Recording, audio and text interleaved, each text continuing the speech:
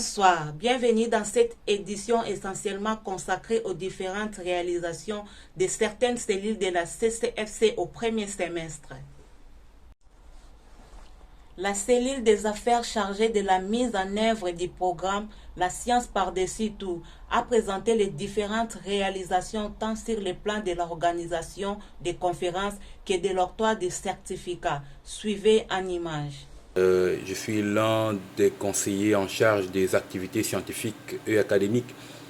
C'est dans ces cadres-là particuliers que nous avons un mot à adresser à la communauté, un mot qui fait office de rapport, parce que dans le cadre des prérogatives qui sont les nôtres et dans les limites des ressources disponibles, là je suis en train de faire allusion essentiellement à la ressource humaine et au temps qui est aussi une denrée rare.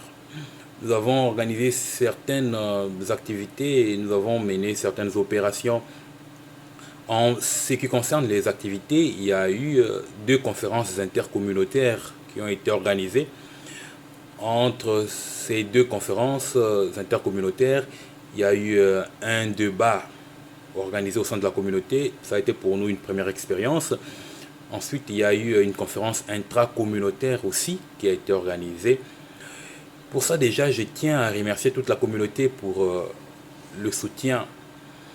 Je tiens à remercier tous les acteurs officiellement engagés dans l'organisation, tous les volontaires, tous les acteurs des circonstances et tous les participants aussi. La première ou la principale difficulté est due au fait que ces différents programmes ont été organisés par et pour les étudiants. Les étudiants dont le programme ne sont toujours pas flexibles dû à toutes ces contraintes que nous imposent nos différentes universités et aussi tous les programmes académiques dans lesquels nous sommes engagés. Ce qui a fait que, par exemple, pour les préparatifs, ça n'a pas été facile de trouver un temps qui corresponde à la disponibilité de chaque acteur engagé dans l'organisation. Une autre difficulté est due, bien sûr, au fait que ces programmes ont été organisés, ont été tenus en ligne. Donc, on n'a pas échappé aux caprices. Sur ce qui concerne la remise des certificats de mérite.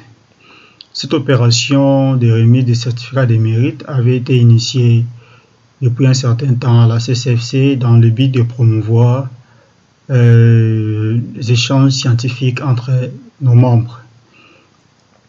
Pour ce qui concerne cette opération, nous commençons premièrement par identifier les membres qui ont publié des articles scientifiques ou bien qui ont innové dans leur domaine respectif.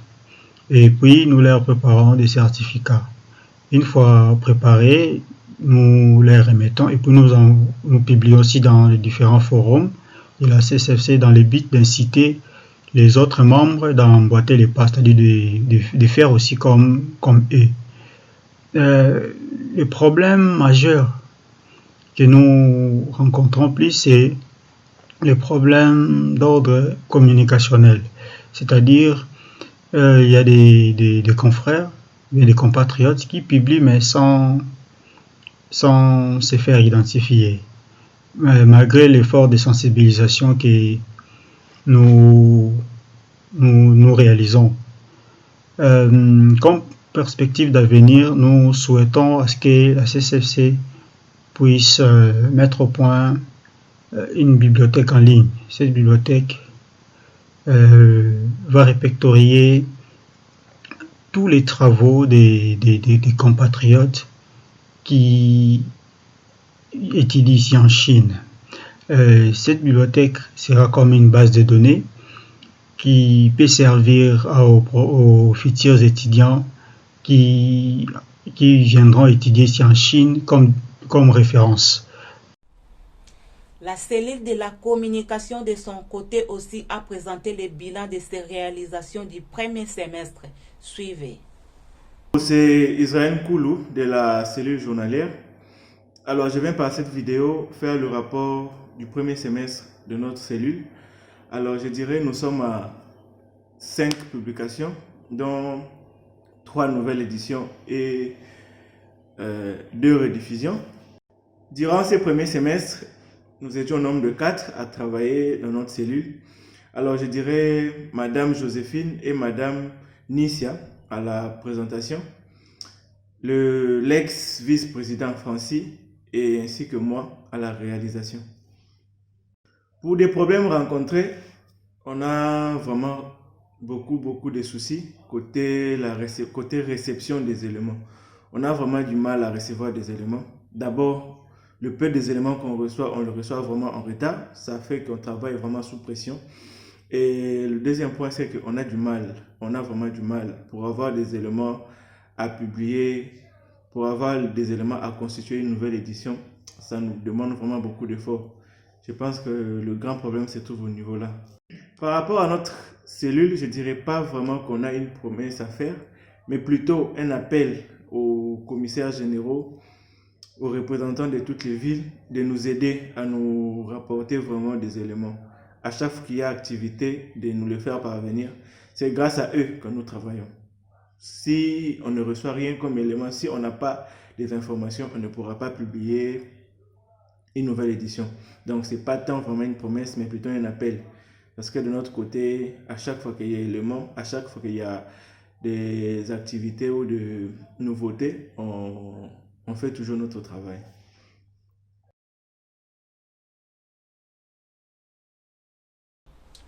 Un nouveau comité des femmes de la CCFC a été nommé sur la décision du président de la CCFC, Mesdames Cynthia Ndomba, Gloria Ganto et Emerald sont respectivement nommées présidentes, secrétaires et trésorières.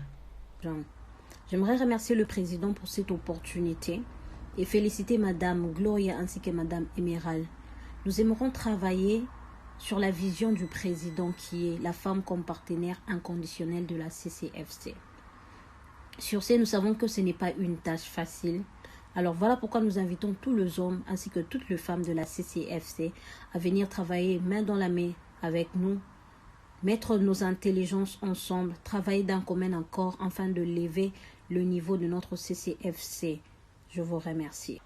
La décision finale des membres du comité directeur des femmes de la CCFC a été publiée ce soir 14 décembre 2021.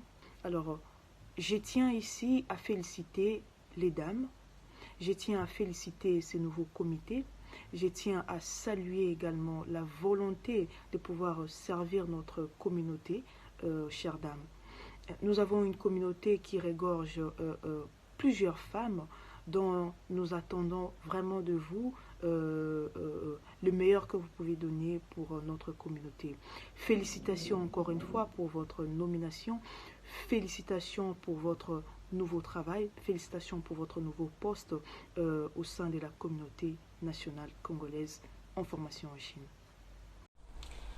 La communauté de Anjo a organisé une conférence entièrement animée par les femmes sous le thème « La femme de la diaspora ».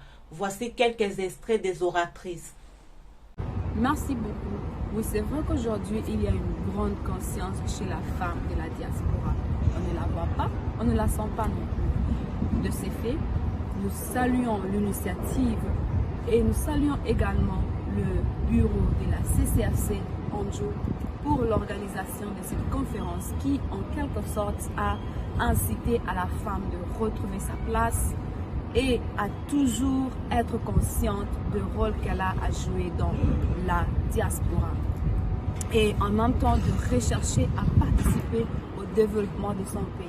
C'est vraiment un grand privilège et une très belle opportunité d'avoir participé à cette conférence qu'a organisée la CCFC Anjo.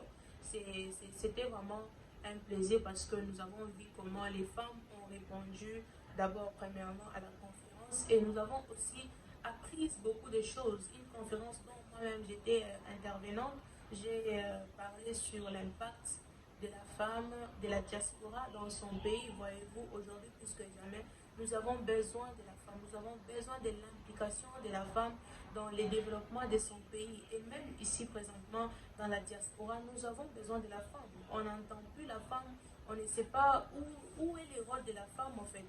Nous avons juste essayé d'inciter la conscience de la femme sur son rôle à jouer dans la société, dans le développement de son pays, et même ici, parce que nous avons besoin de la présence de la femme. Oui, je suis une femme, mais nous avons en tout cas fait appel à nos sœurs, et nous avons aussi parlé sur beaucoup de points, par exemple comment maintenir ses valeurs et sa culture tout en étant en Chine. Nous avons aussi parlé sur quel est le rôle de la femme dans la diaspora, quel est son rôle dans la diaspora. Et aussi nous avons essayé de toucher vraiment sur beaucoup de points, par exemple sur l'entrepreneuriat, comment la femme peut commencer quelque chose, comment la femme peut commencer quelque chose pour parvenir à impacter une société, pour parvenir à impacter une catégorie de personnes. Alors, j'aimerais parler sur un thème qui est le challenge de la femme de la diaspora.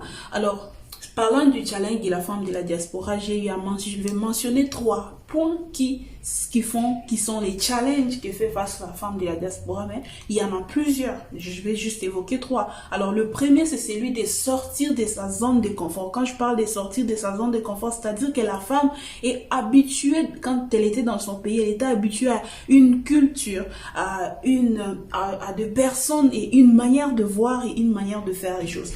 Mais étant sortie de son pays, de sa patrie, elle est maintenant censée ne pas rester encore dans la même culture, dans la même manière de faire les choses, avec la même communauté, mais elle est censée sortir, aller vers une autre communauté afin d'acquérir une autre connaissance et aussi d'oser de nouvelles choses. Alors, le deuxième point que j'ai à mentionner, c'est celui de se démarquer. Alors, lorsque je parle de se démarquer, je parle plus sur de faire la différence. Parce que, étant dans son pays, on n'a pas acquis une autre connaissance, on n'a pas acquis une autre culture. Mais étant sorti, on a acquis une autre culture parce que nous faisons face à d'autres personnes, d'autres manières de réfléchir. Alors la femme est censée montrer la différence par rapport à celle qui est dans son pays. Et c'est ça. Le troisième point, je dirais que c'est celui de réaliser ou d'accomplir. Alors, mis à part le fait d'acquérir cette connaissance et de pouvoir changer sa manière de penser, il y a le fait maintenant de pouvoir réaliser, de mettre en pratique.